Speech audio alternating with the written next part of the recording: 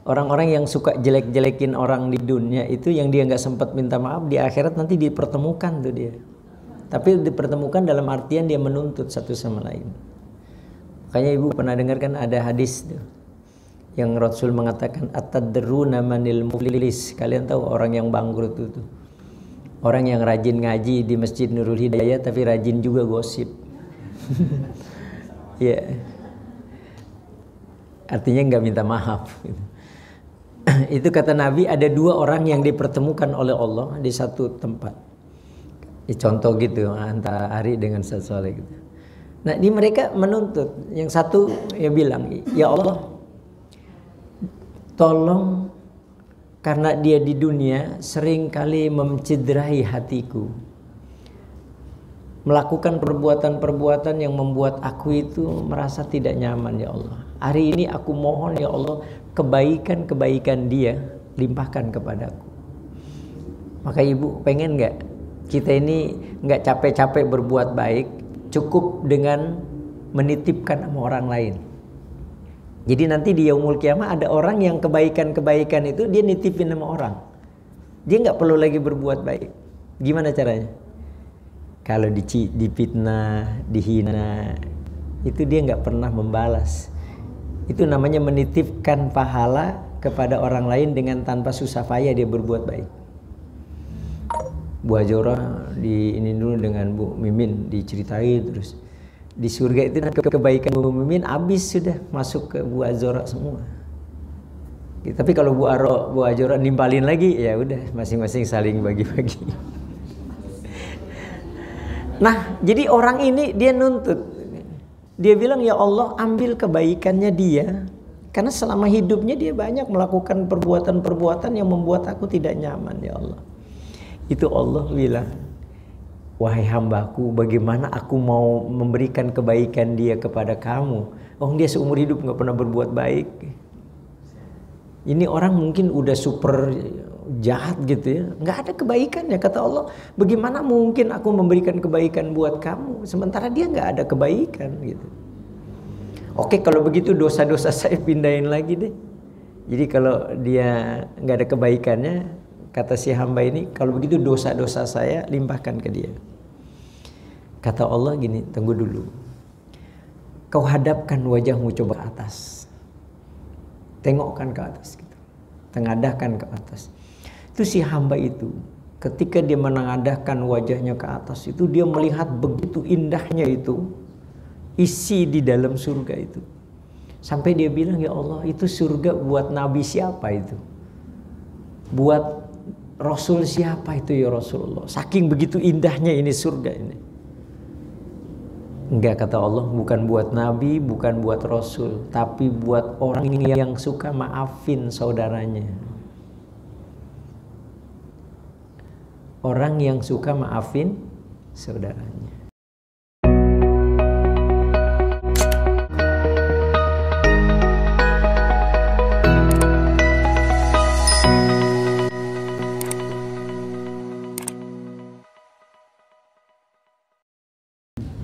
Assalamualaikum warahmatullahi wabarakatuh. Bismillahirrahmanirrahim. Alhamdulillahi wahdah, wassalatu wassalamu ala rasulillah wa ala alihi wa sahbihi wa mawalah. La hawla wa la quwata illa billah, amma ba'd.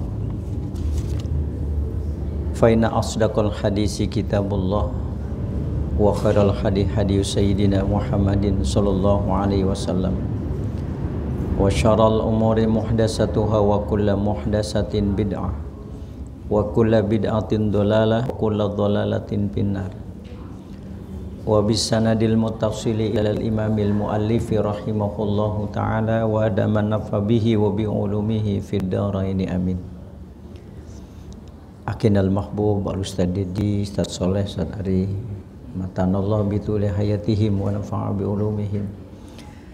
Hadirin bapak-bapak, ibu-ibu, majelis kajian duha Masjid Nurul Hidayah, yang mudah-mudahan kita di pagi hari ini selalu berada dalam ridho dan kasih sayang Allah Subhanahu wa taala. Amin ya rabbal alamin. Bapak Ibu sekalian dimuliakan Allah, kita lanjutkan kajian kitab Bidayatul Hidayah. Pagi ini kita akan bahas tentang adabus siyam. Adab-adab berpuasa. Puasa ini termasuk amalan orang-orang yang selalu ingin mendekatkan diri kepada Allah Subhanahu wa taala.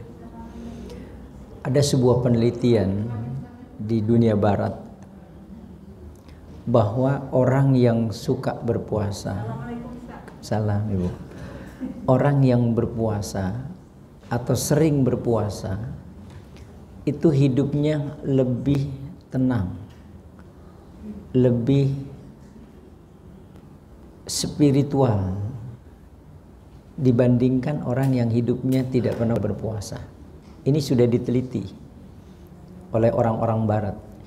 Jadi orang yang berpuasa dalam waktu 1 bulan dibandingkan orang yang tidak puasa itu berbeda gaya hidupnya.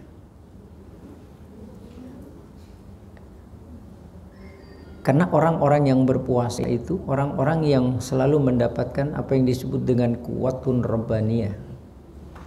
Ada secerca cahaya yang diberikan Allah kepada mereka.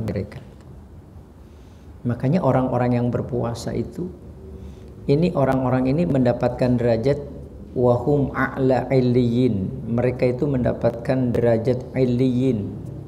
Tahu illiyin? Jadi sebuah derajat kemuliaan yang diberikan Allah kepada orang-orang yang memang selalu mendekatkan diri kepada Allah dengan melazimkan berpuasa. Makanya rata-rata orang-orang dulu, para nabi, para rasul sebelum Rasulullah, kebiasaan mereka itu adalah berpuasa. Dan ini bukan hanya pada masyarakat muslim, semua agama-agama itu mengajarkan berpuasa. Karena dengan berpuasa hidup itu lebih tenang, lebih rileks. La yanbaghi an taqtasira ala shaumi syahri Ramadan fatatruku tijarata bin nawafil wa kasbi darajatil aliyah fil faradis. Tidak layak, kata Imam Ghazali, tidak layak antaktasuro ala syahri Ramadhan. Jadi tidak seharusnya kalau kita berpuasa itu hanya puasa yang wajib saja. Gitu. Jadi nggak layak sebenarnya kalau kita puasa itu hanya puasa yang wajib-wajib saja. Jadi syahrul Ramadhan saja. Jadi selain dari Ramadan itu kita nggak pernah mau berpuasa. Jadi disebutkan kata Imam Ghazali, la yanbaghi an taqtasira ala shaumi syahri Ramadan. Maka patatruku tijarata bin nawafil wa kasbid darajatil aliyah fil faradis. Jadi kalau kita hanya memprioritaskan puasa yang wajib saja, maka sebenarnya kita meninggalkan kesunahan-kesunahan yang sifatnya itu kalau dalam dunia perdagangan itu adalah keuntungan. Jadi kalau orang itu mengerjakan sesuatu yang fardu, ibarat orang yang berniaga itu yang datang cuma modalnya saja, keuntungan dia nggak dapat. Kira-kira ibu dagang, ya hanya pulang modal doang gitu. Enak nggak kira-kira? Enggak ya. Maka patatruku tijarata bin nawafil. Jadi kita meninggalkan itu dalam perdagangan itu ya sesadi. Keuntungan yang mestinya kita raih itu kita tidak raih karena kita tidak mengambil nilai-nilai ibadah puasa itu yang sunnah-sunnah. Lalu kemudian wakas bidarajat aliyah, kita kehilangan derajat kemuliaan yang diberikan Allah. Di mana? Fil faradis, di dalam surga Firdaus. Jadi itu hebatnya orang yang berpuasa itu. Jadi orang yang berpuasa itu Allah akan tempatkan dalam jannahnya Allah, jannah yang tertinggi. Jadi surga itu kan ada 8. Yang tertinggi itu ada yang disebut dengan Jannatul Firdaus.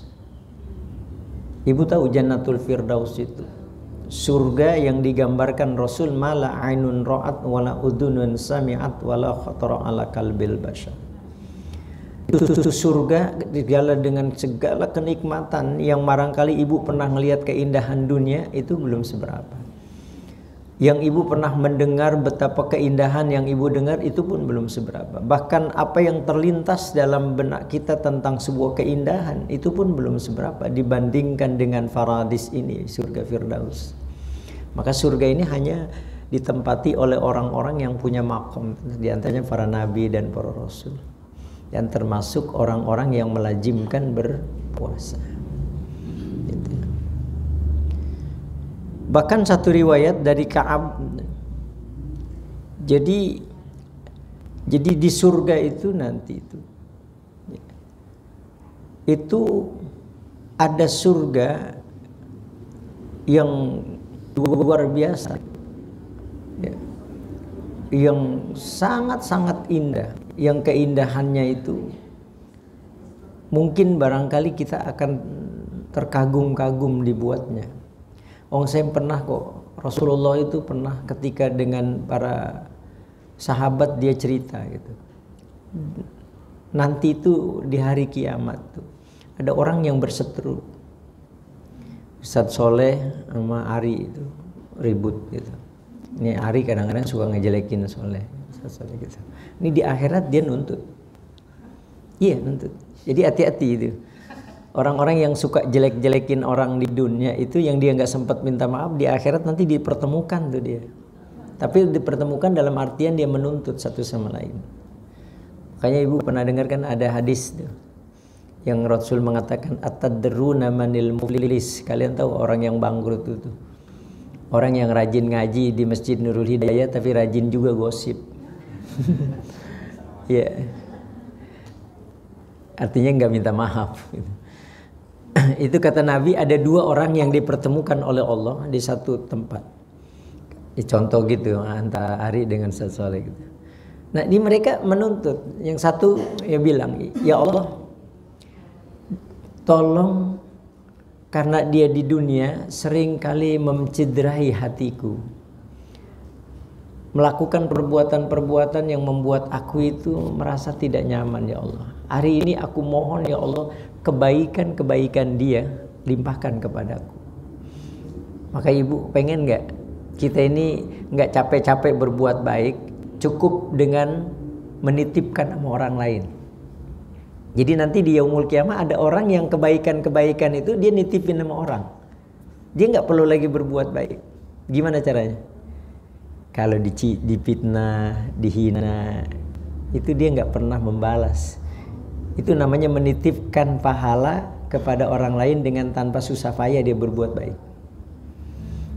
Bu Ajora di ini dulu dengan Bu Mimin diceritai terus. Di surga itu kebaikan Bu Mimin habis sudah masuk ke Bu Ajora semua. Tapi kalau Bu Ajora nimbalin lagi, ya udah masing-masing saling bagi-bagi. Nah, jadi orang ini dia nuntut. Dia bilang, ya Allah, ambil kebaikannya dia. Karena selama hidupnya dia banyak melakukan perbuatan-perbuatan yang membuat aku tidak nyaman, ya Allah. Itu Allah bilang, wahai hambaku, bagaimana aku mau memberikan kebaikan dia kepada kamu? Dia seumur hidup gak pernah berbuat baik.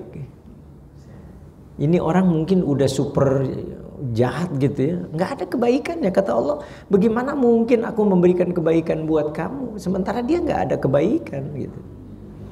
Oke, kalau begitu dosa-dosa saya pindahin lagi deh. Jadi kalau dia nggak ada kebaikannya, kata si hamba ini, kalau begitu dosa-dosa saya limpahkan ke dia. Kata Allah gini, tunggu dulu, kau hadapkan wajahmu coba ke atas, tengokkan ke atas gitu, tengadahkan ke atas. Itu si hamba itu ketika dia menengadahkan wajahnya ke atas itu, dia melihat begitu indahnya itu isi di dalam surga itu. Sampai dia bilang, ya Allah, itu surga buat nabi siapa itu? Buat rasul siapa itu ya Rasulullah? Saking begitu indahnya ini surga ini. Enggak, kata Allah, bukan buat nabi, bukan buat rasul, tapi buat orang yang suka maafin saudaranya. Orang yang suka maafin saudaranya. Saya pernah sampaikan ya satu hadis gitu ya. Nabi itu pernah satu ketika ngomong di depan sahabat gini. Kalian sebentar lagi ngelihat ada calon penghuni surga. Tiba-tiba datang orang yang jenggotnya basah. Besoknya Rasul ngomong begitu lagi. Sebentar lagi agak calon penghuni surga. Tiba-tiba dia lagi. 3 kali Rasulullah Shallallahu Alaihi Wasallam mengatakan hal yang sama. 3 kali orang itu persis. Sehingga akhirnya ada sahabat yang meyakinkan kalau yang dimaksud Rasulullah itu dia. Gitu.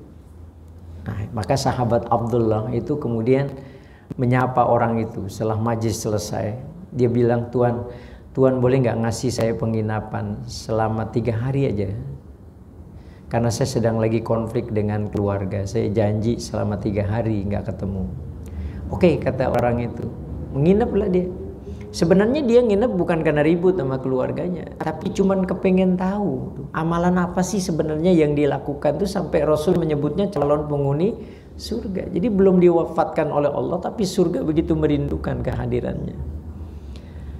3 hari itu dia lihat nggak ada amalannya, ternyata sholatnya biasa, tahajudnya biasa, zikirnya biasa. Sampai setelah 3 hari berlalu baru sahabat Abdullah bilang, Tuhan, saya sebenarnya nggak ada konflik dengan keluarga saya. Saya sebenarnya menginap itu cuman kepengen tahu aja amalan apa yang Tuhan lakukan sampai Allah menyebut, Rasul menyebutnya Anda itu sebagai calon penghuni surga. Makanya kalau seandainya saya melihat ada sesuatu yang mungkin barangkali bisa saya tiru, saya bisa melaksanakan itu. Kata sahabat ini, ya nggak ada yang istimewa Tuhan. Ibadah saya itu yang Tuhan lihat.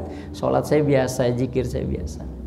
Sampai sahabat Abdullah sedikit-sedikit nggak membandingkan kenapa dia disebut calon penghuni surga. Kan banyak sahabat-sahabat yang alim, yang ahli ibadah. Kenapa Rasul tidak menyebutnya sahabat ini? 3 hari setelah itu pamitlah pulang, dipanggil lagi sahabat Abdullah. Ya kita ke sini. Ada apa? Begini. Secara vertikal mungkin hubungan saya dengan Allah biasa-biasa aja. Sholat saya biasa, zikir saya biasa, tahajud saya biasa gitu. Tapi ada amalan yang saya nggak pernah lepaskan itu. Ada perbuatan yang saya selalu lakukan itu. Yang mungkin barangkali kenapa Rasul menyebut saya sebagai calon penghuni surga. Kata sahabat Abdullah, apa itu? Amalan apa itu? Kata sahabat ini, amalannya sungguh hidup saya itu nggak pernah ada sedikit pun suuzon sama orang lain. Ini nggak gampang ya. Iya, kita bisa sholat tahajud 11 rakaat, bisa sholat duha, bisa sholat tasbih, tapi untuk mewujudkan sikap ini nggak gampang loh Ibu. Iya, iya kan? Kita pakai baju baru aja, sebelahnya baju biasa aja kadang-kadang. Nah, atau mungkin baju teman kita lebih bagus, pikiran kita udah melayang. Miara tuyul kali ya, soalnya tiap hari bajunya ganti-ganti. Kayak gitu. Nah, hadirin sekalian yang dimuliakan Allah Subhanahu wa taala. Jadi begitu surga. Nah, jadi orang yang selalu mengedepankan hanya sholat fardu saja, dia akan kehilangan derajat kemuliaan yang diberikan Allah itu sebagai darajatul ula. Ya, derajat yang paling tinggi fil faradis di dalam surga Firdaus. Ya Allah Bu, nanti Bapak sekalian, kita itu akan menempati satu kondisi nanti di akhirat itu satu tempat yang indah. Ya seperti itu. Jadi orang itu ketika dia naik ngelihat ke atas, ya Allah, luar biasa keindahan itu. Itu baru mandang saja bagaimana aslinya. Makanya kata riwayat Nabi Idris nggak mau pulang lagi kan setelah dia masuk surga itu. Makanya satu riwayat Nabi yang masih masuk dalam surga sekarang ini Nabi Idris. Alasannya dia apa? Saya udah hidup di dunia, saya udah lihat neraka. Ya surga, ngapain saya pulang lagi? Saking merasakan sudah keindahan di surga. Nah, jadi jangan sampai kita hanya memprioritaskan sesuatu yang fardu saja, ya, dan meninggalkan kesunahan.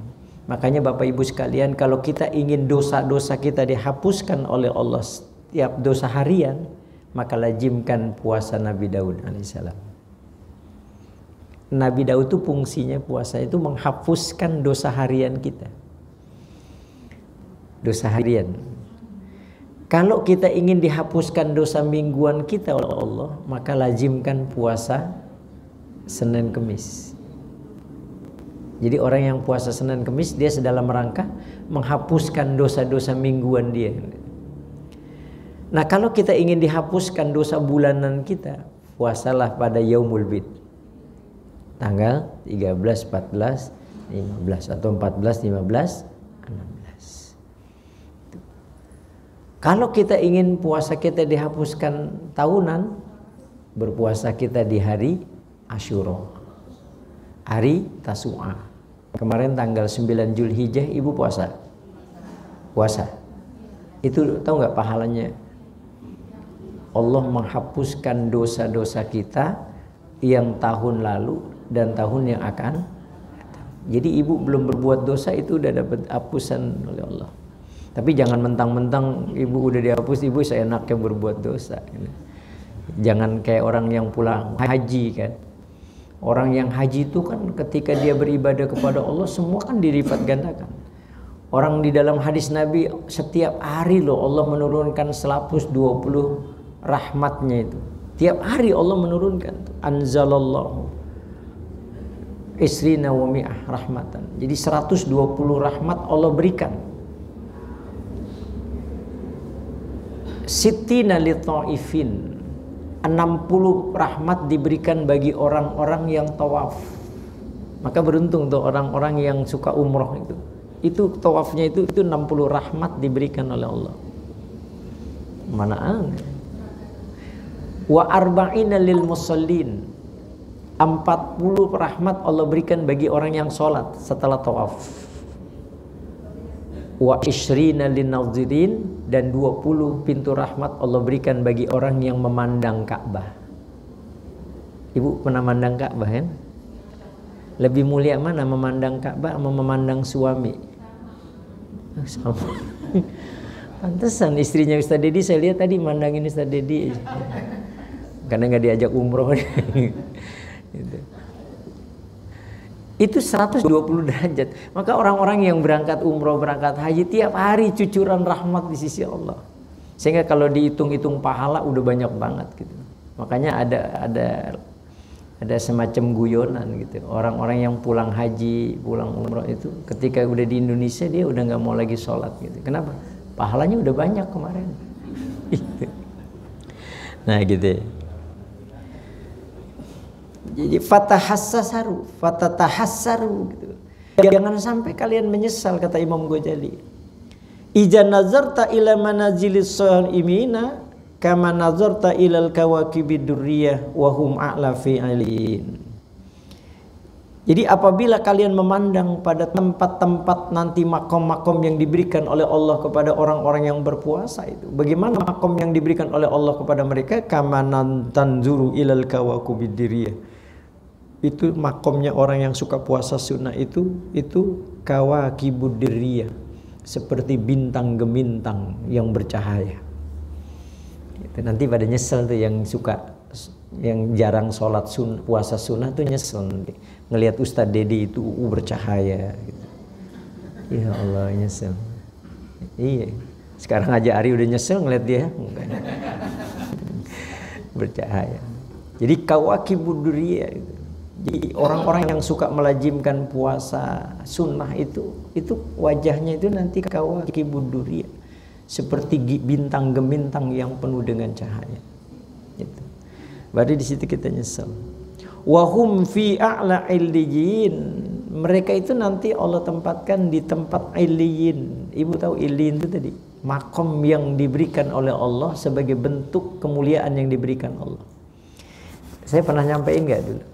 Jadi orang yang kalau punya makom illiyin tuh gini nanti. Kan kita ini semua pasti meninggal. Ya. Ada kemuliaan yang diberikan Allah ketika nanti kita sebelum meninggal. Kata Nabi, innal mu'mina ijahtudirul mautu atathul malaika. Jadi orang yang beriman itu, ya, kayak model bapak-bapak ibu-ibu gitu. Ini kan orang-orang soleh semua.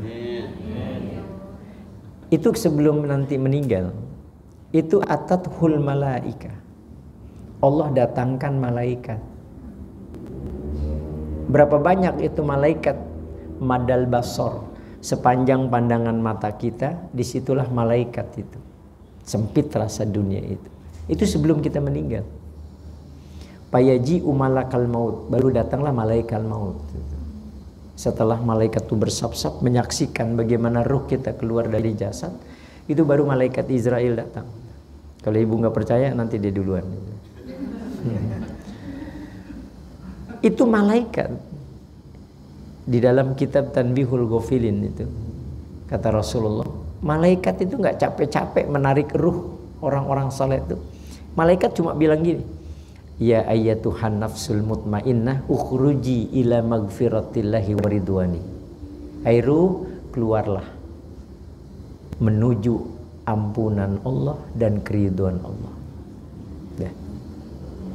Cuma begitu aja tuh. Nah, ruhlah keluar itu. Gimana proses ruh itu keluar? Kata Nabi, persis seperti air keluar dari tempat air itu. Jadi kalau ibu nyiram air bunga, ceret gitu, begitulah bagaimana ruh itu keluar persis seperti air keluar itu. Indah. Apa kemudian selesai di situ? Tidak. Itu malaikat yang tadi menghadiri bagaimana proses keluar ruh kita dari jasad itu. Itu malaikat membawa kita itu, untuk bertemu dengan Allah di langit ketujuh. Makanya sebagian lagi mengatakan orang yang meninggal dunia ruhnya masih ada di sekitar. Dan itu kan sudah diteliti ya oleh Dr. Raymond Moody, waktu itu saya sampaikan dalam penelitian yang bukunya judulnya Life After Death. Jadi kehidupan setelah kematian itu. Bagaimana orang yang meninggal dunia ruhnya menyaksikan bagaimana proses demi proses jasadnya itu dimandikan, dikafankan, disolatkan sampai kemudian dimasukkan ke liang lahat. Itu lihat. Nah, setelah itulah ruh ini kemudian dihantarkan malaikat bertemu dengan Allah. Sebelum itu masuk ke dalam kubur. Di langit pertama, kedua, ketiga sampai langit ketujuh, itu seluruh malaikat yang ada di langit pertama ketujuh itu berdecak kagum. Karena dia nggak pernah mencium aroma yang begitu wangi banget. Jadi ketika ruh ini dihantarkan itu malaikat sempat nanya ini aku nggak pernah mencium aroma yang sesumerbak ini gitu. Ini dari mana ini gitu. Maka malaikat mengantarkan kita itu punya ruh, dia mengatakan ini ruhnya Dedi bin Elan gitu. Iya. Amin gitu dia Dedi. Dia mah senyum-senyum aja, kayaknya belum ridho meninggal. Diantarkan tuh. Makanya kenapa di dalam doa wudu itu ya, ada kan doa wudu, Allahumma arihni raihatal jannah wa anta ani radin. Ibu suka baca nggak doanya? Kalau masukin air ke hidung, baca doa. Ya Allah. Baca. Suka baca nggak Pak? Kita masukin ini air ke hidung. Allahumma arihni raihatal jannah wa anta ani radin. Ya Allah, berikan aku wangi-wangian surga dan kau ridho dengan itu semua ya Allah. Pada saat kita ngeluarin lagi, Allahumma inni a'udzubika min rawaihin nar wa su'idar. Ya Allah, jauhkan aku dari bau-bauan neraka dan seburuk-buruk tempat ya Allah. Nah, ketahuan makanya sholatnya enggak.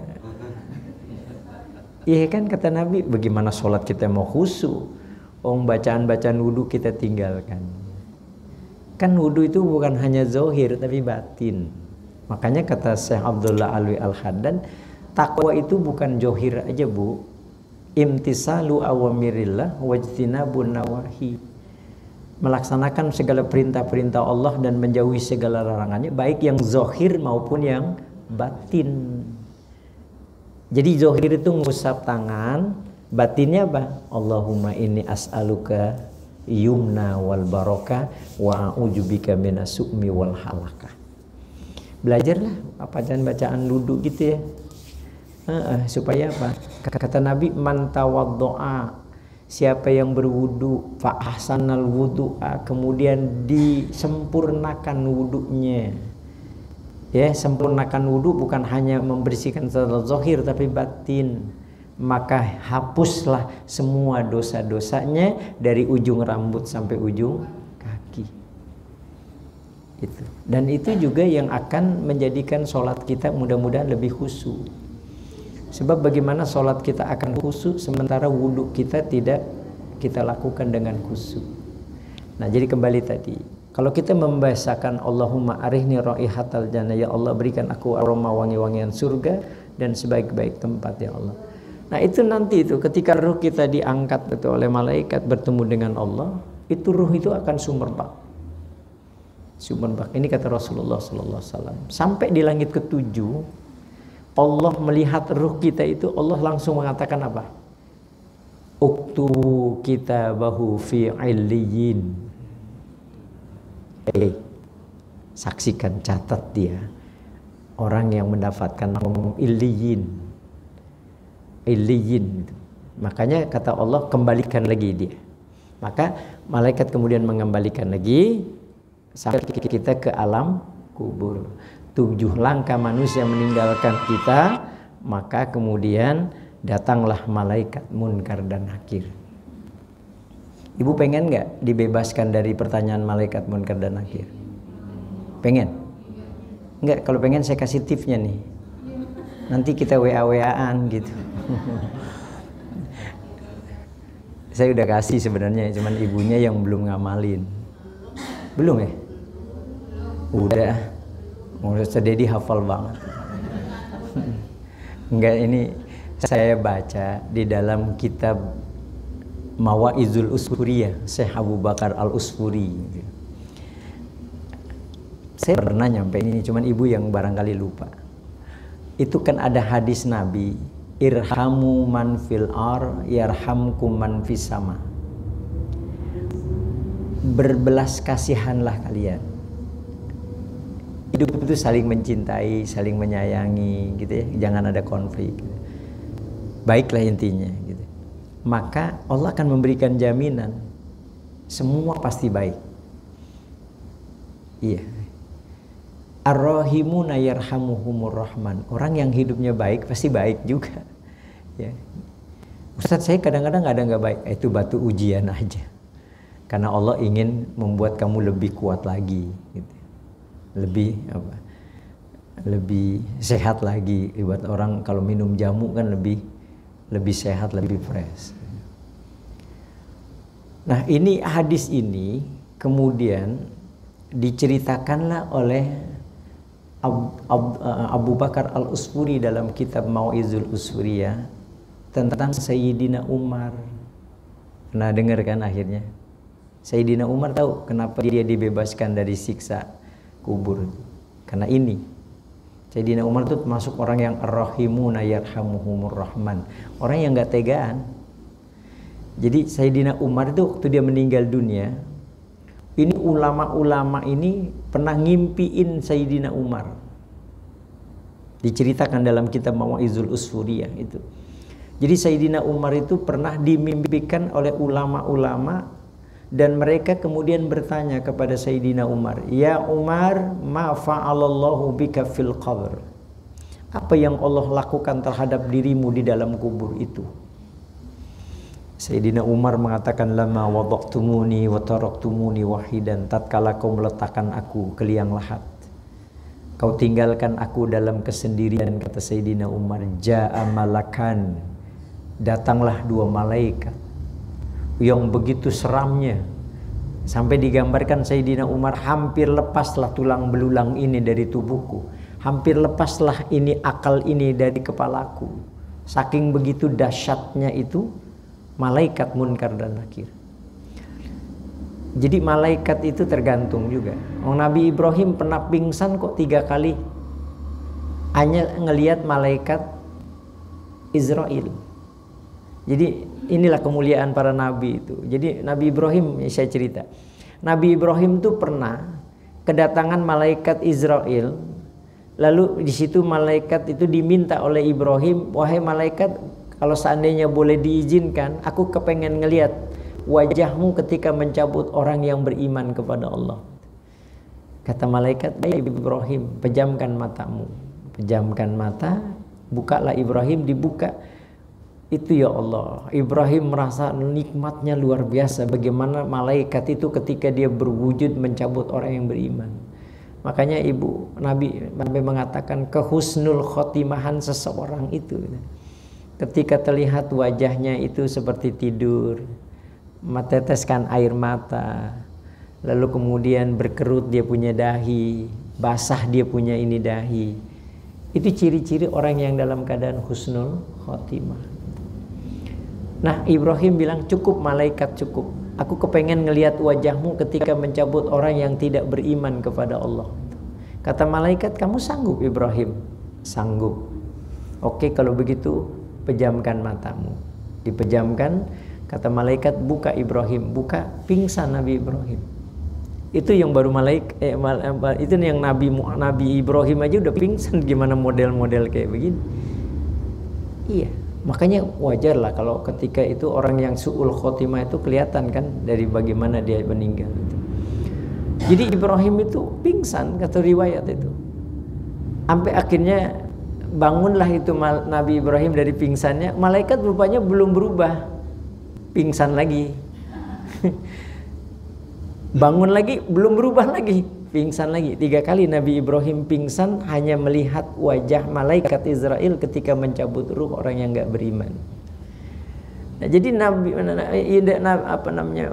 Umar bin Khattab ketika ngelihat wajah malaikat Munkar dan Nakir itu dia merasa remuklah seluruh tubuhku, akalku terasa hilang, saking begitu seremnya gitu.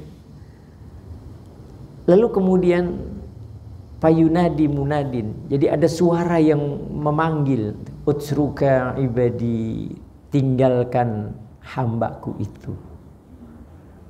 Hai malaikat, tinggalkan hambaku itu, karena aku sudah mencintai dia. Gitu, makanya hidup itu cari cintanya Allah. Kalau kita bekal ibadah, kalau kita berbekal ibadah menuju Allah, enggak, kecil gitu. Tapi kalau kita datang kepada Allah dengan penuh cinta, selesai. Ya. Makanya ibadah penuh dengan cinta dengan ibadah penuh takut lebih enak mana? Cinta kan? Iya. Iya. Maka datanglah kita kepada Allah dengan penuh cinta. Dengan penuh cinta kepada Allah. Nah, kata suara itu, aku sudah mencintai hambaku itu, tinggalkan dia. Nah, lalu kemudian Umar bin Khattab ditanya itu, apa yang menyebabkan Sayyidina Umar itu dicintai itu? Karena rupanya ada seekor burung. Ada seekor burung yang menjadi asbabnya Sayyidina Umar itu dicintai oleh Allah. Jadi Sayyidina Umar waktu jalan, beliau melihat ada seekor burung yang dipermainkan oleh anak-anak kecil. Jadi burung itu diikat kakinya, kemudian dilemparkan, kemudian terbang tinggi, lalu kemudian ditarik lagi. Sayyidina Umar tuh nggak tega ngelihat begitu. Dulu saya juga sempat berpikir gitu. Ada kan orang suka miara burung gitu ya. Gitu. Ibu suka miara burung? Enggak ya? Maksudnya burung-burung yang di sarang gitu. Karena ada ibu-ibu kadang-kadang suka miara burung gitu. Kecuali burung yang lain. Burung murai batu. Nah, pikir saya dulu orang yang miara burung tuh kok kasihan ya, ada burung kok kebebasannya gini. Ternyata memang ada burung yang kalau seandainya dia lepas dia tidak eksis. Yang memang dia harus di situ peliharanya gitu. Ya gitulah cara kebaikan yang kita lakukan. Jadi Sayyidina Umar nggak tega ngelihat seekor burung itu dipermainkan oleh anak-anak. Lalu kata Sayyidina Umar, nak bisa nggak aku beli burung itu dengan harga yang fantastis? Kata anak-anak itu, oh silakan. Dibelilah oleh Sayyidina Umar, lalu kemudian dilepaskanlah burung ini. bebaslah burung ini terbang. Asbabnya Sayyidina Umar itu melepaskan seekor burung karena dipermainkan anak-anak ini, Allah senang ngelihat ada makhluknya yang disayangi oleh makhluk Allah. Itu salah satu ibu kepengen kita raih kecintaan Allah, rahmat Allah. Pokoknya cintai makhluk Allah. Irhamu man fil ar yarhamkum man fis sama. Cintailah makhluk Allah yang ada di bumi, pasti Allah akan mencintai kita. Saya tuh suka baca itu ya.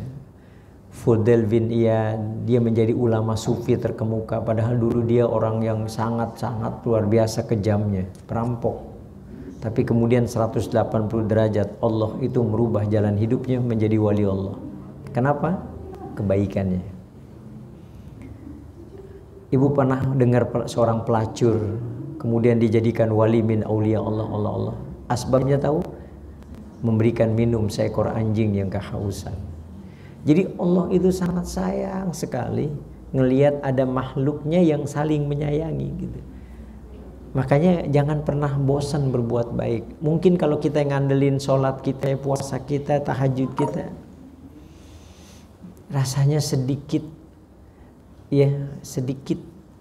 Makanya kita coba dengan jalan lain. Apa? Sebagaimana janji Allah, siapa yang mencintai makhlukku yang ada di bumi ini, aku akan berhak mencintainya. Gitu. Kenapa Bu? Tikus. Ya tikus selama dia tidak melakukan kesalahan sama kita. Oh iya, kalau tikus kan memang ada hadisnya boleh diperlakukan. Boleh. Kalau ada binatang-binatang yang mengganggu boleh. Yang nggak boleh itu kalau ada binatang yang tidak mengganggu. Tapi binatang-binatang yang memang tipenya memang pengganggu, ya memang dibolehkan. Ya kan? Nah, misalnya tikus, dia kan mengganggu, ya boleh. Tapi kalau kucing kan nggak ganggu. Cicak kalau memang mengganggu, karena cicak kan punya pernah riwayat juga kan. Ketika Nabi berada di gua Sur itu, ya kalau dia nggak ganggu ya nggak usah, ya. Kalau dalam perspektif tasawuf gitu ya, termasuk binatang yang barangkali yang mengganggu kita, jangan kita ganggu dia. Bu, orang-orang sufi itu ada nyamuk gitu nempel di sini, dia nggak akan ganggu. Dibiarkan nyamuk itu untuk nyedot darah dia, karena itu sebagai bentuk sedekah dia kepada makhluk itu. Karena nyamuk itu nggak perlu dibunuh, dia kenyang sendiri dengan darah, akan mati dengan sendirinya. Saya udah pernah cerita lagi, Imam Ghazali itu sampai dimuliakan oleh Allah. Itu kenapa? Imam Ghazali ini lagi nulis, tiba-tiba ada lalat masuk ke dia punya tinta. Dia punya tinta masuk, Imam Ghazali biarkan. Dia tidak nulis, dia berhenti. Dibiarkanlah tinta itu menikmati itu tempat tinta itu. Apa yang terjadi? Asbabnya Imam Ghazali memberikan kelapangan bagi lalat tadi itu. Allah mencurahkan kasih sayangnya dan menjadi sebab Imam Ghazali dimuliakan oleh Allah Subhanahu wa taala. Karena kalau ngandelin kita ibadah kecil, ibadah kita ini, makanya rahmat Allah itu begitu luas biasa. Iya. Loh, okay. Ibadah, mohon maaf saya baca ini di dalam kitab Durratun Nasihin karangan Utsman Al-Khaybawi. Ibu tahu nikmat mata yang Allah berikan kepada kita, kalau seandainya ditebus berapa banyak ibadah?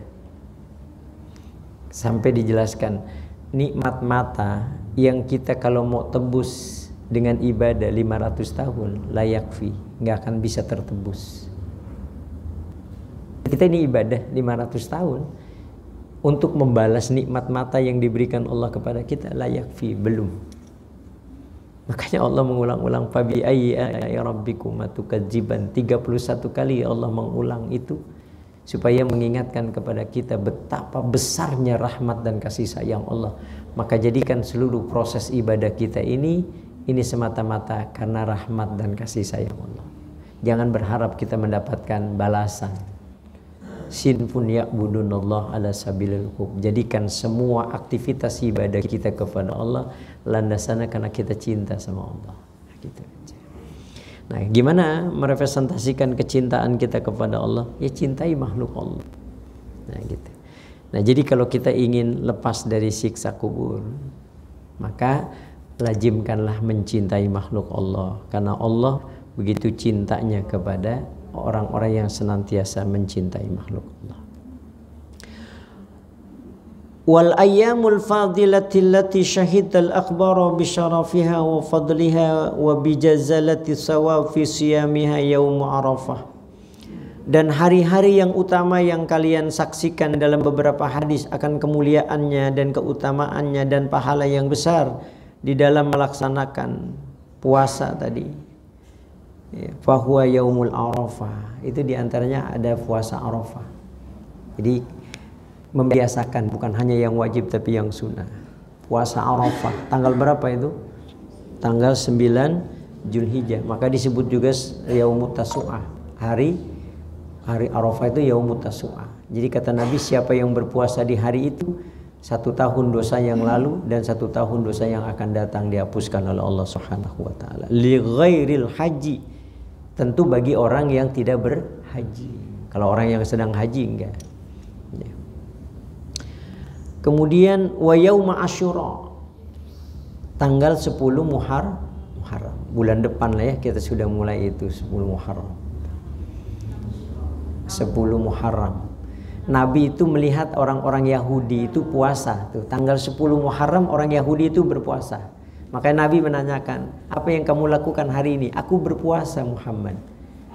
Untuk apa kamu berpuasa? Untuk mengenang Tuhan menyelamatkan Nabi Musa dari kejaran Firaun. Kata Nabi, umatku lebih berhak. Untuk membedakan umat Nabi Muhammad dengan umat-umat Bani Israel, Nabi menambahkan puasa Asyura itu dengan 1 hari. Maka boleh kita melaksanakan tanggal 9, 10 atau 10, 11. Untuk apa? Membedakan dengan puasanya orang-orang Yahudi. Gitu. Gitu. Jadi kalau bisa dilaksanakan tuh dengan baik. Gitu. Wal ashrul awal min Zulhijjah. Jadi 10 awal daripada bulan Zulhijjah. Kalau bisa tuh ya kita mulai itu tanggal awal-awal kita bulan Zulhijjah. Itu banyak sekali keutamaan yang diberikan Allah. Wal ashrul awal minal Muharram, dan 10 awal dari bulan Muharram. Nah, kita mungkin ini kan tanggal 27 tadi, 1 Muharram. Nah, ini kalau nggak salah 2 minggu lagi ya. Tanggal berapa 1 Muharram?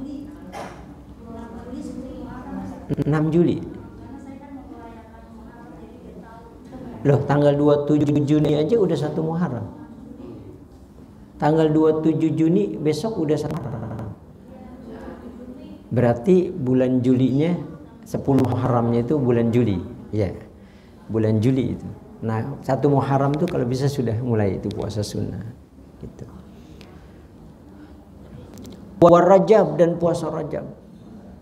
Ya, puasa Rajab. Jadi wa Sya'ban dan puasa bulan Sya'ban. Jadi puasa sunnah itu jangan dilepaskan. Makanya para sahabat melihat, aku tidak pernah melihat Rasulullah berpuasa 2 bulan berturut-turut kecuali bulan Sya'ban dan bulan Ramadan. Ketika ditanya, ya Rasulullah, aku nggak pernah melihat engkau berpuasa sebanyak itu di bulan Sya'ban. Apa kata Rasulullah? Bukankah aku kepingin di saat amalku disetorkan oleh Allah, aku dalam keadaan berpuasa. Jadi bulan Sya'ban itu kenapa kita memilih nisfu Sya'ban? Karena seluruh amalan catatan kita diserahkan malaikat kepada Allah Subhanahu wa ta'ala. Jadi pada saat kita disetorkan amalan kita, kita dalam keadaan sedang beribadah kepada Allah Subhanahu wa ta'ala. Gitu. Wa Sya'ban din bulan Sya'ban. Wa syaumul ashhurul hurum min fadail wallahu a'lam bimurad. Sampai sini dulu nih. Hadirin sekalian yang dimuliakan Allah, mudah-mudahan kita termasuk orang-orang yang selalu melazimkan bukan hanya puasa wajib tetapi juga puasa sunnah, supaya kita bukan hanya pulang modal tetapi juga keuntungan dalam berbisnis kita dapat rasakan. Sekira itu barangkali Bapak Ibu sekalian masih ada waktu untuk seri tanya jawab, saya persilahkan. Dan saya tutup dulu. Mohon maaf lahir batin. Billahi taufik wal hidayah. Assalamualaikum warahmatullahi wabarakatuh. Iya Ibu, silakan. Saya itu kan kemarin 3 hari kurang enak badan. Iya. Lalu dikasih obat ya. Obatnya mungkin tidur ya Ustaz, saya sampai asar nggak dapat. Asar? Sholat asar. Jadi zuhur sholat? Jadi jam 2 itu tertidur rupanya. Nggak kedengeran. Suara ajan nggak kedengeran? Iya. Akhirnya meninggalkan sholat zuhur, asar. Ibu bangunnya maghrib. Ya, udah maghrib. Oh, iya. Badannya maghrib. Jadi gini, kalau dalam perspektif hukum Islam, ada sholat yang disebut dengan sholat qadha. Ya, artinya melaksanakan sholat yang kita tinggalkan disebabkan karena bisa jadi tidur atau lupa. Makanya kata Nabi, pada saat kita ingat, laksanakan sholat yang kita tinggalkan. Caranya gimana? Bisa habis maghrib terus kita sholat lagi, sholat asar. Ya, niatnya usolli fardal asri arba'a raka'atin mustaqbilal kiblati qadhaan lillahi ta'ala. Sejaku aku niat sholat fardu asar 4 rakaat menghadap kiblat qadhaan. Membedakannya gitu. Kalau sholat yang pada saat kita laksanakan itu namanya adaan. Misalnya kita sholat zuhur dikerjakan waktu zuhur, namanya adaan. Tapi kalau kita sholat zuhur dikerjakan misalnya di asar, karena kodok tadi disebutkan kodoan sebagai pengganti sholat zuhur yang kita tinggalkan karena faktor tadi ada tidur ataupun kita lupa. Gitu Bu Anjur. Jadi dilaksanakannya habis sholat maghrib. Asarnya dulu Ustaz, baru maghribnya. Iya gitu. Jadi boleh maghrib dulu karena itu sholatnya sholat yang dia memang ada di situ. Walaupun ada juga mengatakan nggak apa-apa, sholat asar dulu baru maghrib, boleh. Tapi kebanyakan ulama mengatakan yang harus kita lakukan adalah sholat di mana waktunya ada. Artinya maghrib dulu kita kerjakan baru asar. Tapi karena sholat asar lebih dulu katanya asar dulu baru maghrib. Pendapat itu berbeda. Ya, dua-duanya ada pendapat. Tapi yang lebih kuat adalah melaksanakan sholat di mana kita berada, baru kemudian sholat kodok yang kita kerjakan. Gitu Bu Ajara. Iya sama-sama. Ada lagi Ibu? Setelah saya mendengarkan kajian Bapak Kiai, jadi pesimis dengan amalan-amalan yang telah saya lakukan. Karena untuk meraih surga begitu jauh dan begitu begitu amalan saya dibandingkan dengan surga tidak sesuai gitu, tidak sampai ke sana. Namun bukankah surga itu kita dapati karena dari rahmat Allah? Sebagaimana juga ditanyakan oleh sahabat, ya Rasulullah, saya tidak sesuai dengan bila saya timbang amalan saya dengan surga. Apakah juga engkau begitu juga? Kata Rasulullah jawab, ya, karena surga itu memang adalah satu rahmat. Apakah seperti itu Pak Kiai? Mohon berikan penjelasan. Jangan pesimis. Mestinya harus semangat. Ya?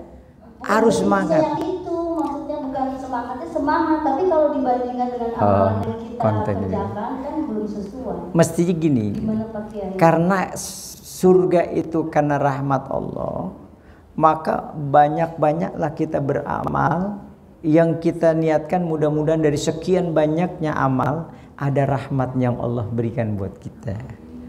Gitu ya.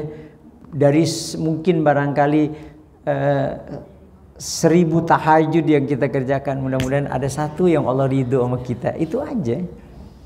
Makanya karena Allah itu tidak menjadikan kemudian sholat kita menjadi menjadi penentu kita surga, makanya kita berusaha cari lagi dengan sholat ini, cari lagi, mudah-mudahan Allah ridho terhadap kita. Kita kan nggak tahu dari nanti dibukakan tabir dari pintu mana Allah memasukkan kita ke dalam surga, kita nggak ada yang tahu.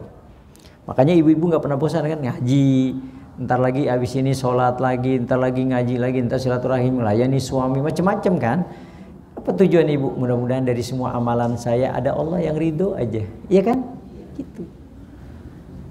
Saya itu apa ya? Ya begitu cari gitu. Dari tadi jam 3 mandi, terus sholat, terus berangkat lagi ceramah, jam 3:30 lewat saya udah berangkat. Tadi subuh saya. Iya selesai itu berangkat lagi ke sini. Ntar lagi ada lagi. Itu saya nggak pernah bosan. Ya karena setiap ngaji dapat makanan sih. Alhamdulillah. Ya itu tadi yang kita cari, mudah-mudahan dari sekian banyaknya perjalanan kita itu ada yang Allah ridho aja sama kita. Udah itu aja. Makanya ibu jangan pernah bosan berbuat baik. Lah makin ibu berbuat baik sedikit, makin sedikit kan. Tapi makin ibu banyak, ibu makin berpeluang kan. Rahmat itu Allah datangkan buat kita. Gitu. Kita kalau di kampus gitu ya, makin banyak brosur yang kita berikan masyarakat, misalnya penerimaan mahasiswa baru 1000 aja, minimal kan 100 masuk. Ya, tapi kalau kita cuma 100, ya nggak bisa. Artinya gini, makin kita banyak beribadah, makin banyak kita ini berbuat baik, makin berpotensi Allah memberikan rahmatnya. Tapi kalau kita sedikit, ya sedikit pula lah. Gitu ibu. Ya, jadi sahabat pernah bertanya memang. Ya, terus Rasulullah pernah mengatakan, Allah tuh memasukkan kalian ke dalam surga itu bukan karena amal kalian, bukan. Terus sahabat nanya, termasuk engkau ya Rasulullah? Iya. Karena Allah memasukkan kita ke dalam surga itu karena rahmat dan kasih sayangnya. Karena Allah senang, Allah ridho. Loh kalau Allah udah ridho ibu, Allah nggak ngelihat lagi keburukan yang kena lakukan. Benar ya? Saya buat analogi sederhana, ini bahasanya, bahasa kita gitu. Kalau Ustadz Dedi itu udah ridho sama saya, udah baik gitu ya, pokoknya saya akrab lah, deket gitu. Ibu mau ceritain kejelekan saya ke dia, nggak akan mempan. Iya, iya kan? Kenapa? Orang udah simpatik. Mau bagaimana bu ibu mau ceritain kejelekan saya, nggak akan mempan. Kenapa? Beliau udah simpatik sama saya. Tapi kalau Ustadz Dedi udah gak simpatik sama saya, jangankan kejelekan saya, kebaikan saya aja dia udah gak bakalan mempan. Allah itu kalau dia udah sayang sama kita, dosa-dosa kita itu udah gak ada. Ya, makanya kita selalu berkeyakinan Allah itu maha pengampun. Sebesar apapun dosa kita, pasti Allah ngampunin kita. Itu aja. Gitu bu ya. Assalamualaikum warahmatullahi wabarakatuh. Waalaikumsalam. Saya nggak jadi Pak, mungkin topiknya agak beda Pak. Iya. Ada satu waktu Nabi Muhammad SAW itu menghilang Pak. Iya. Menghilang. Malam-malam ya. Iya. Ternyata menghilang tuh maksudnya bukan tring, bukan. Ibu jangan salah ini maksudnya. Iya Pak. Dicari nggak ada. Iya. Ternyata itu dia ceramah di tempat iblis atau setan gitu Pak. Apa benar begitu Pak? Itu satu. Kedua, udah lama saya ada pendapat bahwa kalau kita ketemu 10 orang, salah satunya mungkin bukan manusia Pak. Nah, gitu. Apa? Kalau kita bertemu 10 orang misalnya, salah satu dari 10 orang itu mungkin bukan manusia. Terus? Nah saya pernah 2 kali Pak kejadiannya. Jadi sebelum Lebaran Idul Adha dan beberapa waktu yang lewat, beberapa hari yang lewat, saya lagi makan di restoran Pak. Iya. Di All You Can Eat. Saya lihat nengok ke belakang kiri, ada orang yang ketawa dengan saya Pak. Saya juga ketawa Pak.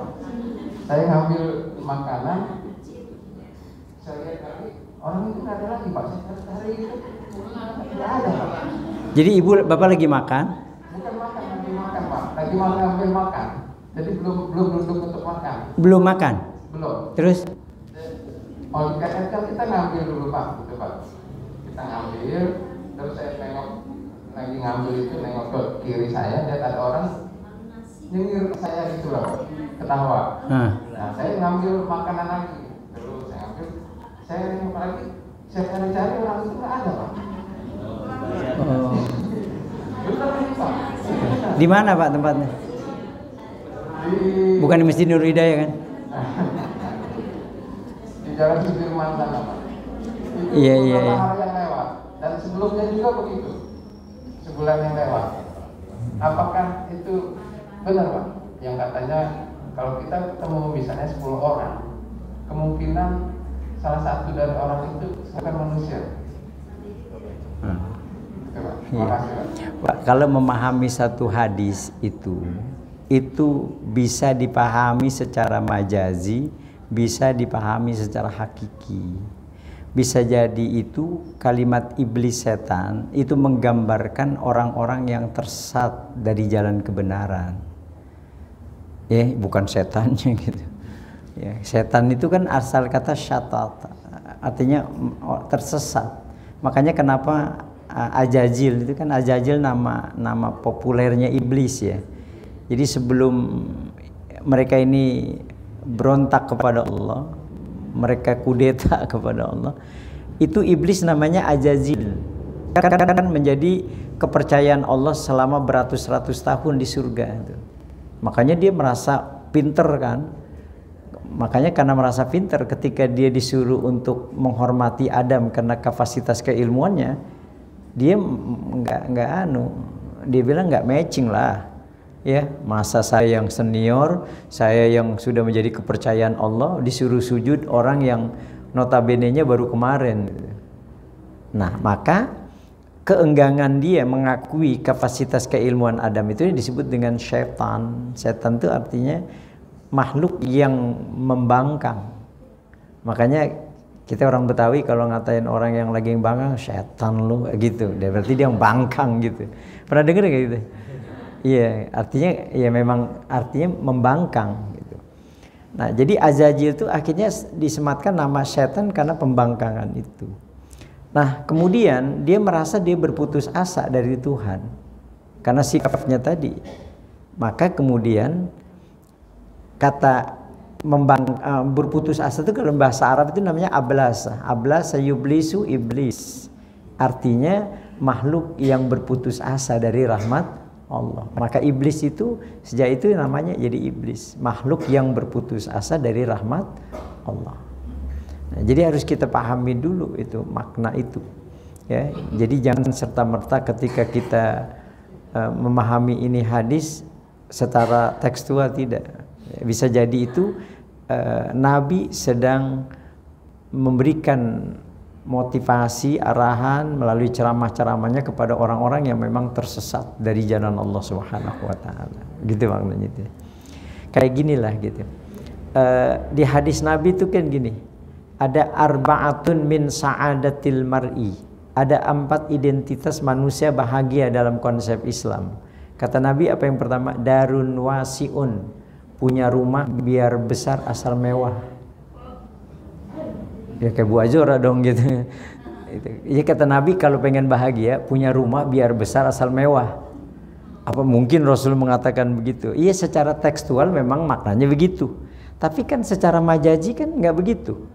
Maknanya apa itu yang namanya darun wasiun? Ay qalbun wasiun, hati yang lapang.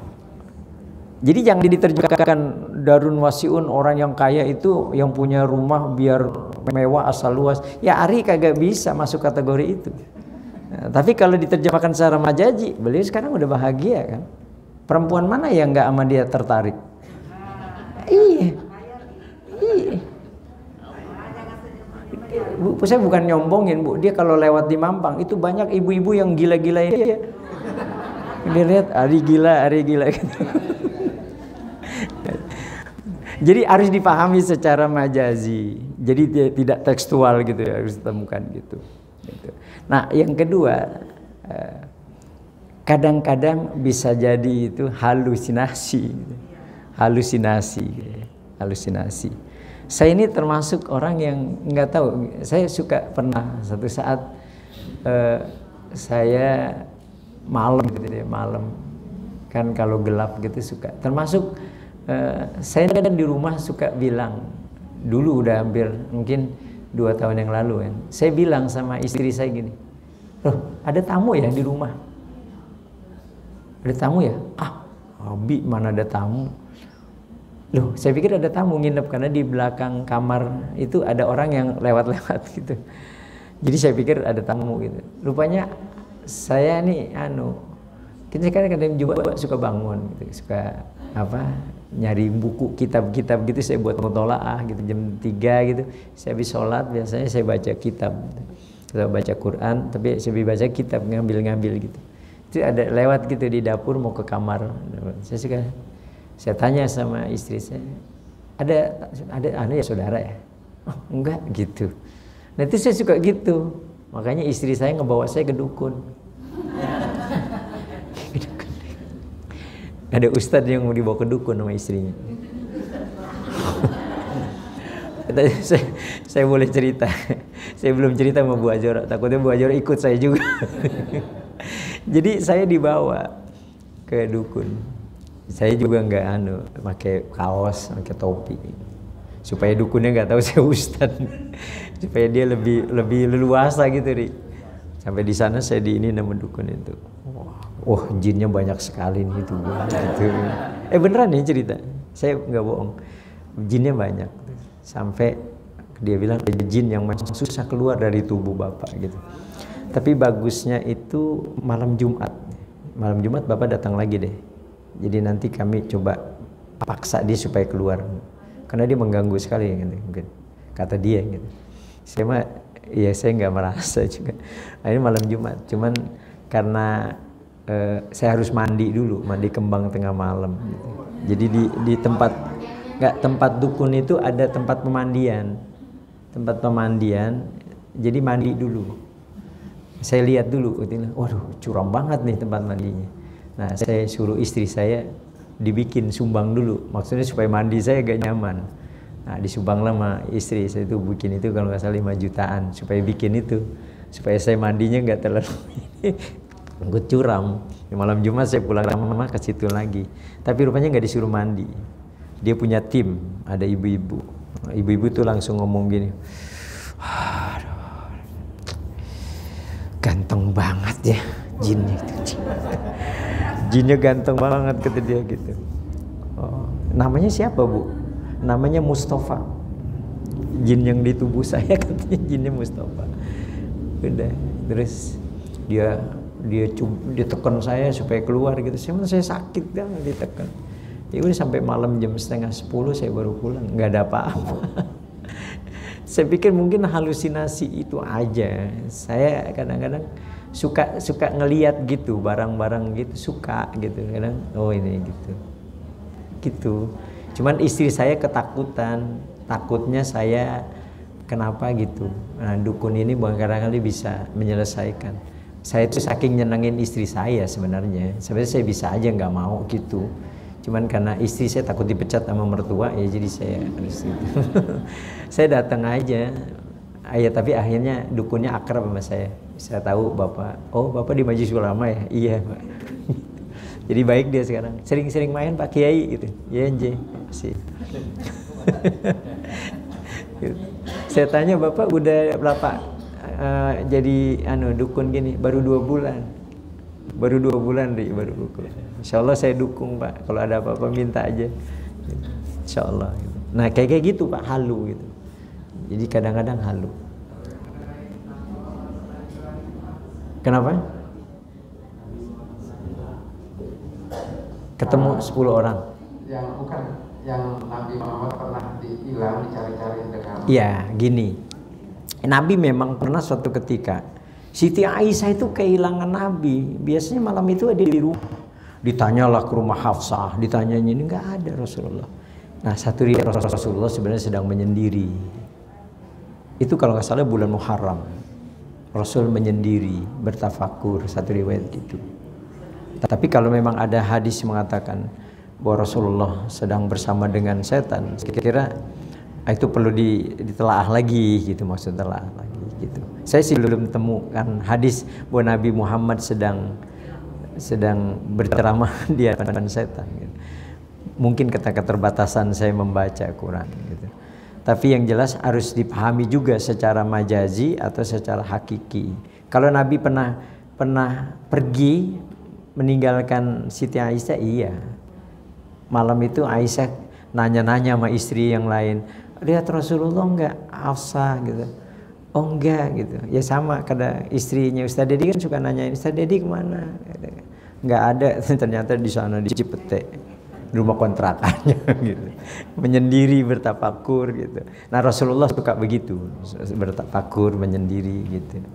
Gitu Pak ya, bisa jadi gitu maknanya. Saya kira gitu ya. Assalamualaikum. Ya, ada lagi. Oh ya, silakan. Izin Pak Ustaz. Siap. Saya ingin menanyakan, kalau kita kan kadang ada rencana misalnya terus kerjasama dengan seseorang, Iya. Ustaz, ya. Kemudian ada yang juga yang mengatakan kalau kerjasama dengan si A atau kerjasama itu harus hati-hati.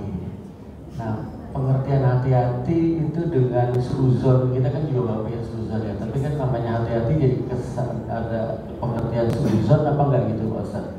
Iya. Atau mau hati-hati tapi tanpa suzon itu juga gimana caranya Ustaz? Iya.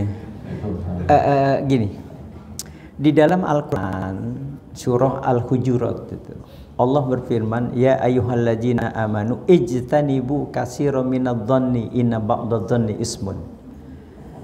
Jauhilah berprasangka. Berprasangka itu namanya suuzon. Suuzon, berprasangka.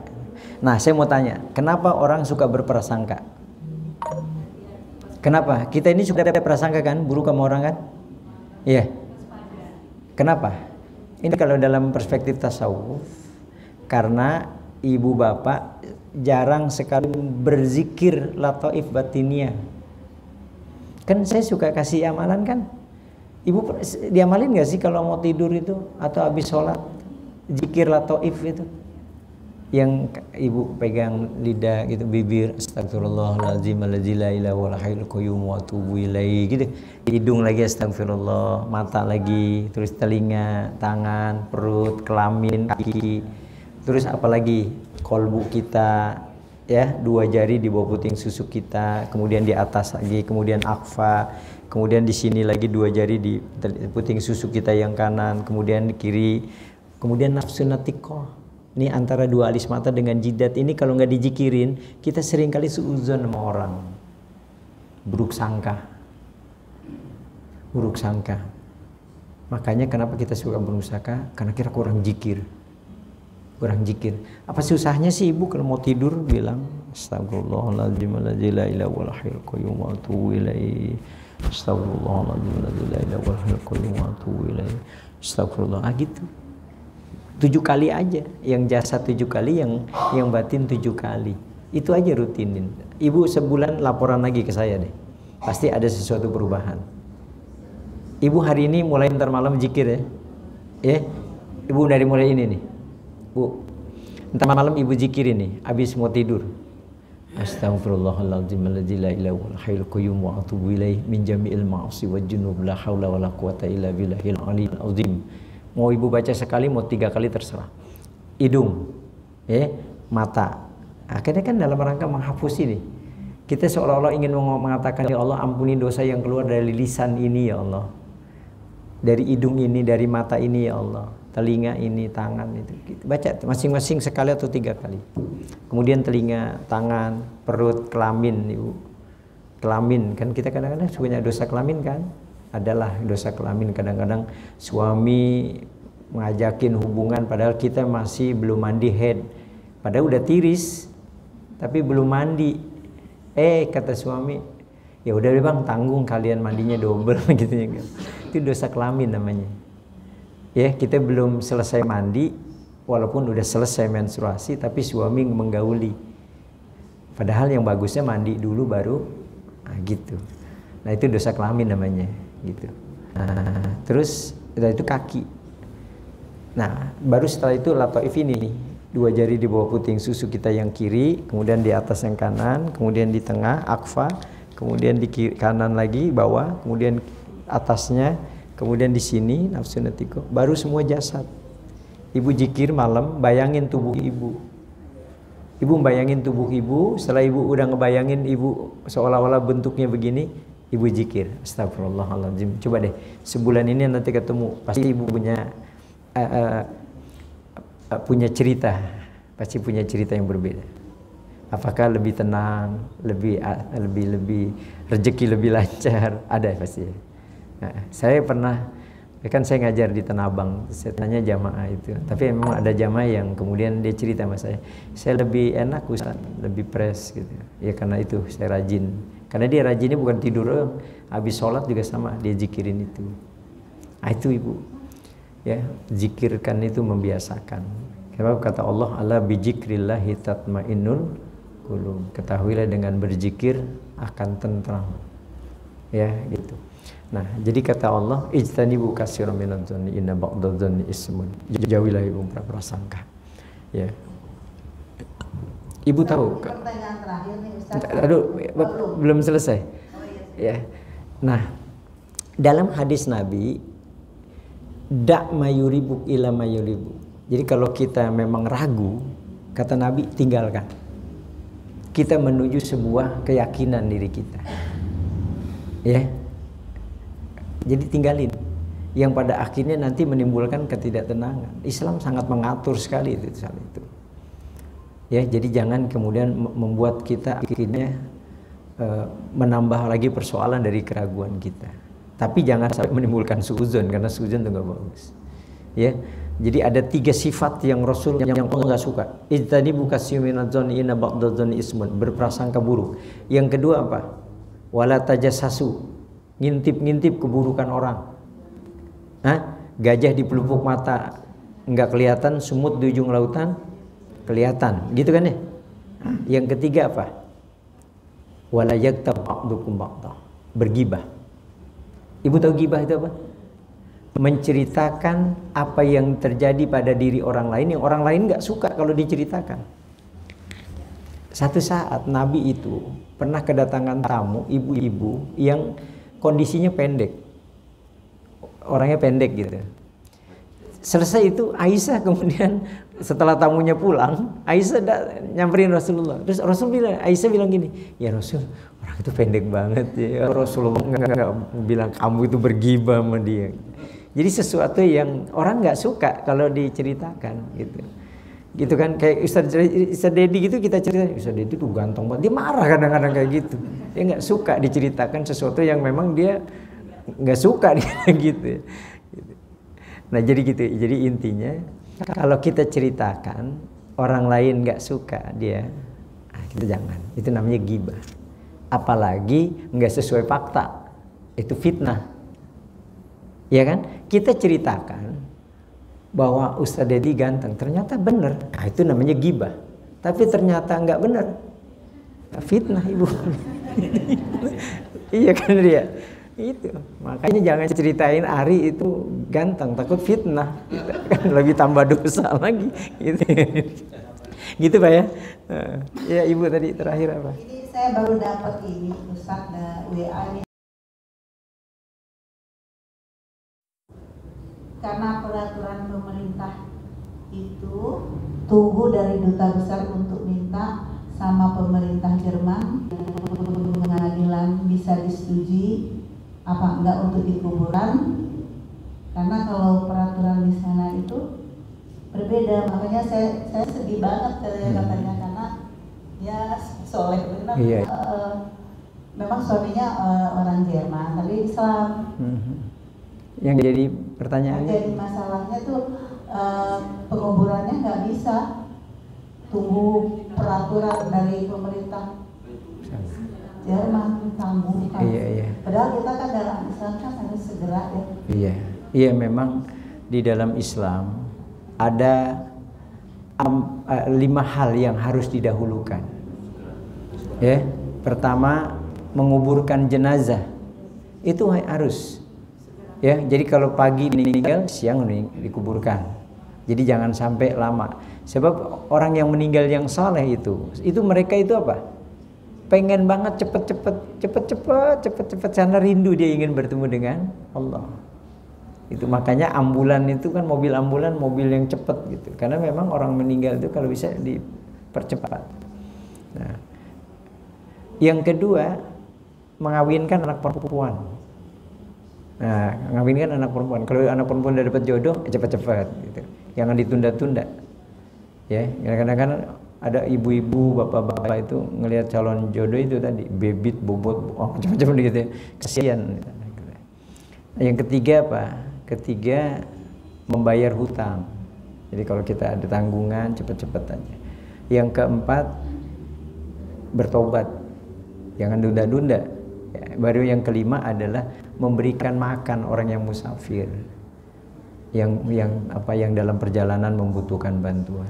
Nah, jadi menguburkan jenazah. Rasulullah itu meninggal di Madinah, diwafatkan di Madinah. Itu sebaiknya. Ya, jadi kalau kita meninggal di tempat itu, ya di tempat itu sebaiknya kita diwakamkan. Jadi kalau keluarga memang setuju dimakamkan di Jerman, ya sesuai dengan ajaran Islam itu lebih bagus. Ya kan? Nggak boleh ya? Mungkin kali karena kita mintanya dipulangkan ke Indonesia kali. Oh enggak, mau dimakamkan di sana. Oh ya, kadang-kadang masing-masing wilayah itu kan berbeda-beda punya kebijakan ya, peraturan. Nah, kalau kondisi darurat seperti itu juga ada masalah karena ad-darar tubihul mahzurat kalau kaidah usul fikih. Jadi sesuatu yang karena kemudorotan, maka sesuatu itu menjadi dibolehkan. Gitu. Ya pasti menunggu ya.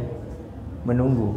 Rasulullah juga kan jenazahnya hampir beberapa hari karena memang waktu itu kondisinya yang berbeda gitu. Ya kita doa mudah-mudahan aja Allah memberikan jalan yang terbaik, syukur-syukur dipermudah dan mudah-mudahan juga almarhum ya, almarhum diterima amal ibadahnya di sisi Allah Subhanahu wa taala. Karena biar bagaimanapun dimakamkan karena di mana saja kalau kita orang soleh pasti kesolehan kita itu akan membawa kebaikan buat kita semua gitu ya wajara. Mudah-mudahan Allah memberikan yang terbaik. Ibu-ibu sekalian, mari kita tutup dengan doa. Mudah-mudahan Allah berikan kita taufik dan hidayah agar kita selalu istiqomah dalam penghambaan kita di sisi Allah Subhanahu wa taala. Bismillahirrahmanirrahim. Alhamdulillahirabbil alamin hamdan yuwafi ni'amahu wa yukafi'u mazidah. Ya Rabbana lakal hamdu kama yanbaghi li jalali wajhikal karim wa 'azimi sultanik. Allahumma shalli ala sayyidina Muhammadin wa ala ali sayyidina Muhammad. Allahumma ja'al jam'ana hadza dam'an marhuma wa tafarraqana min ba'dihi tafarraqan ma'suma. Allahumma jidna ilman nafi'a warzuqna fahman wasi'a. Allahumma nawwir qulubana binuri hidayatika ma nawwartal arda binuri syamsika abadan abada. Ya Rabbi bil Mustafa balligh maqasidana waghfir lana ma madaya wasi'al karami. Allahumma ahyina bil iman wa amitna bil iman wahsyurna bil iman wadkhilnal jannata ma'al iman. Allahumma inna nas'aluka ilman nafi'a wa amalan mutaqabbala wa rizqan halalan thayyiban mubarakah. Rabbana atina fid dunya hasanah wa fil akhirati hasanah wa qina adzabannar. Bifadlin subhana rabbika rabbil izzati amma yasifun. Wassalamun alal mursalin walhamdulillahi rabbil alamin. Mohon maaf lahir batin.